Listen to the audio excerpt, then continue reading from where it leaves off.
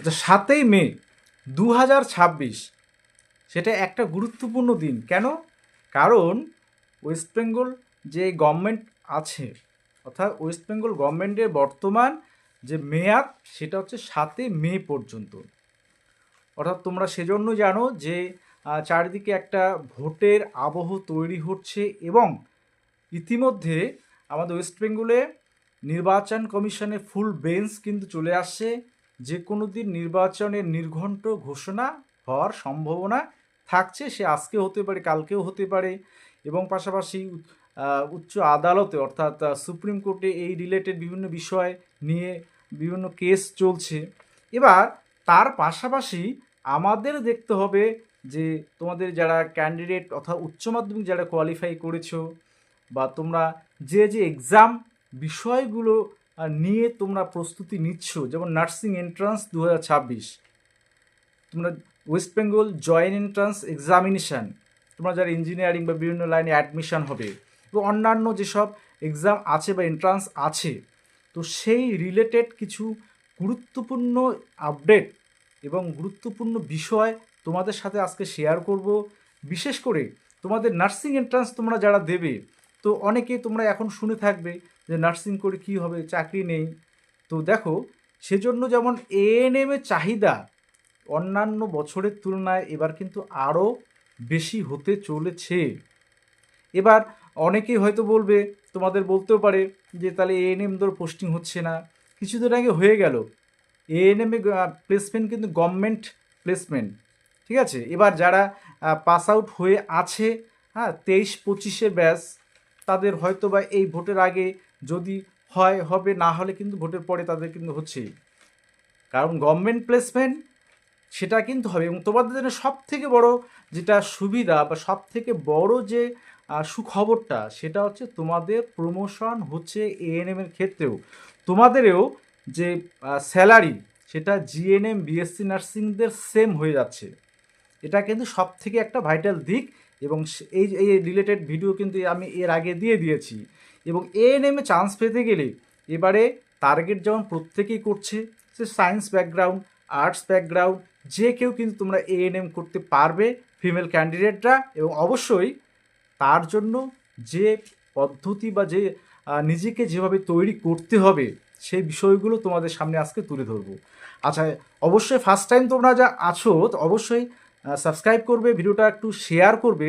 আর তোমাদের আগাম বলে রাখি, এর আগেও বলেছি যে গণিত পাঠশালা সেই ইউটিউব চ্যানেল, যার লিঙ্ক তোমরা ডেসক্রিপশান বক্সে পেয়ে যাবে বা কমেন্ট সেকশানে পেয়ে যাবে, সেটা একবার ভিজিট করবে।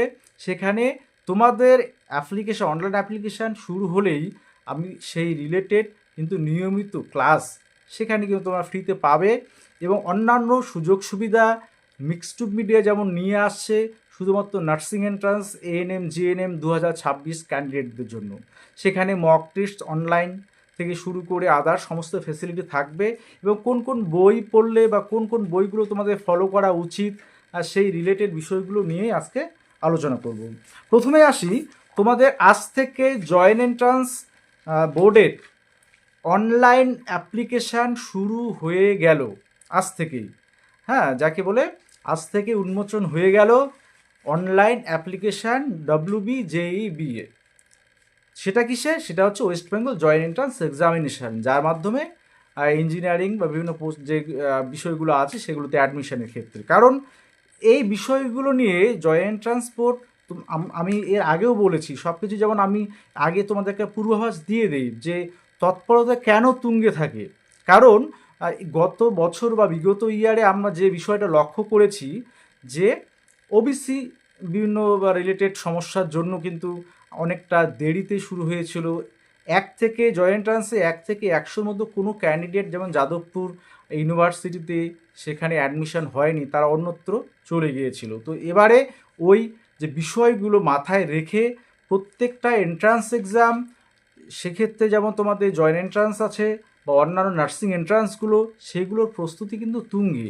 যে কোনো দিন তোমাদের নোটিফিকেশান, টোটাল ডিটেলস তোমাদের কিন্তু পাবলিশড হতে পারে। এবং তার থেকে যেটা বড় কথা, তোমাদের ফল প্রকাশের যে বিষয়টা, সেটা কিন্তু খুব দ্রুত হচ্ছে এবার। এটা কিন্তু সবথেকে বড় তৎপরতা বা বড় পদক্ষেপ জয়েন্ট এন্ট্রান্স বোর্ড নিতে চলেছে, যাতে অতি দ্রুত মানে যতটা সম্ভব হয় সরকার গঠনের পরেই যাতে এই বিষয়গুলো নিয়ে কোনো আর লেট না হয়, দ্রুত যাতে সব কিছু রেজাল্ট পাবলিশ থেকে শুরু করে অ্যাডমিশন প্রসেস কমপ্লিট করা যায়। তো এই বিষয়গুলো দেখো, এবার আমি স্পেশালি চলে আসি তোমাদের নার্সিং এন্ট্রান্স 2026। তো নার্সিং এন্ট্রান্স এএনএম জিএনএমদের জন্য স্পেশালি বলবো, তোমরা যারা একেবারেই নতুন অর্থাৎ এসএস দিয়েছো, তোমাদের রেজাল্টের অবশ্যই রেজাল্ট তোমরা পাবে। তো এই রেজাল্টের পরে অর্থাৎ তোমাদের নার্সিং এন্ট্রান্সের যে সিলেবাস, সেখানে 85 মার্কস ক্যাটাগরি ওয়ান যেখানে নেগেটিভ মার্কিং আছে, তোমাদের 85 মার্কস অর্থাৎ 85টা এমসিকিউ কোশ্চেন থাকছে। আচ্ছা, এবার ক্যাটাগরি টুতে তোমাদের টোটাল নম্বর হচ্ছে 30, তার মধ্যে জীবন বিজ্ঞানে থাকছে 10টা কোশ্চেন, একটাই 2 নম্বর করে, আর ফিজিক্যাল সায়েন্সে 5টা থাকছে তোমার হচ্ছে 2 নম্বরে, এবং সেখানে আনসার কিন্তু একের বেশি হতে পারে, অর্থাৎ 2টো আনসার হতে পারে কারেক্ট, 3টে কারেক্ট হতে পারে। তো কোন ফ্যাক্টরগুলো এএনএমে চান্স পাওয়ার ক্ষেত্রে সব থেকে ভাইটাল হয়ে দাঁড়ায়? কারণ এএনএমে এবার টার্গেট যেমন 90+ রাখতেই হবে, এবং 90+ টার্গেট বা তার বেশি টার্গেট রাখতে গিয়ে অবশ্যই তোমাকে যে নাম্বারটা মিনিমাম পাওয়া দরকার, অর্থাৎ কীভাবে স্টাডি করলে নিজেকে তৈরি করলে সে নাম্বার পাবে, তার যে ট্রিক্সগুলো সেটা কিন্তু আমি তোমাদের বলে দিচ্ছি।